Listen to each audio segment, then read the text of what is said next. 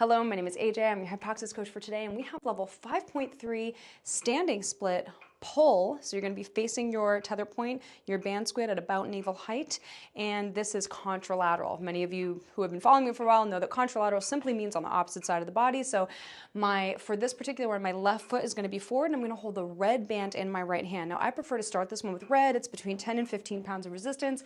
Could be more, could be less for you. If you're working with a HYPOXiX coach, they can recommend a very specific resistance based on your assessment, and you should follow that. Otherwise, it's a perfect foundational starting place with these sets and reps and this resistance.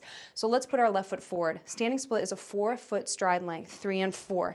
Hinge forward so that most of the body weight is on that front leg. In fact, you want to imagine that 80% of your body weight is on that front leg. Now, ground resistance. When I say ground resistance, I'm saying what I mean is you're pulling your left foot back toward your right. So if the floor were slippery, it would pull back like that. What is that doing? Feel it. It's igniting that booty like crazy. Hamstrings, unimpinging the front hip. For some people, lunges are no bueno because of, hip labral issues or, just irritation because of the compression on the front hip. And so that's one strategy of minimizing that and increasing activity in those muscles that we really want to work. Now here's the movement. The left hand's behind the head. HYPOXiX head stance is pressing the head back into your hand and also lifting up. And you're rowing in a hinge and you're rowing upright. You're alternating between the two. Now put a hand on your low back. One of the priorities of this exercise is that you're not moving in the low back. So only hinge forward as much as you can without moving in the low back. Now additionally, the gaze is specific. That's for muscles of the eyeballs, cognition, nervous system, all the things. And so when I'm in the hinge position, I'm staring at my knee. Is it shooting a laser over the third toe? That's where it should be. When I come upright, I'm finding 2 panoramic points, one on my left, one on my right, doesn't matter what it is, but find it every time and find your panoramic view every single time you come to the upright position. Now, additionally, the pressure under the front foot, big toe and inner heel, drive it down. Something called pronation. We're training it, but that's why you want to stare at your knee every time you go forward because you don't want that to push your knee inward as you train that foot pressure. Okay, we're loosening the ab ribbon on the 8-second exhale, keeping it loose on our breath retention for this particular one.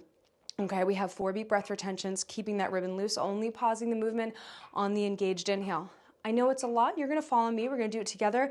Focus on 2 things. Focus on your connection to your ab ribbon, keeping up with that breath with me and not moving in your low back. You may want to put a hand on your low back for the first time through, and then otherwise you'll add on those other layers that are meant to optimize this standing split. Let's take it from our zip up posture prep. Inhale. Hiss, 2, 3, 4, 5. Inhale, 1. Inhale, 2. Ground resistance.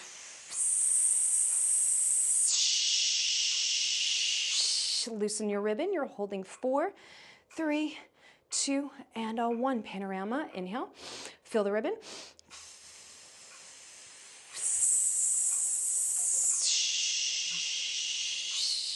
Hold your breath for 4, 3, 2, and 1. Panorama. Inhale.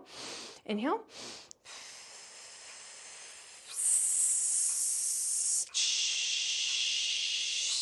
Loosen the ribbon. You're holding 4, 3, 2, and finished. Glute. I know, it's a lot.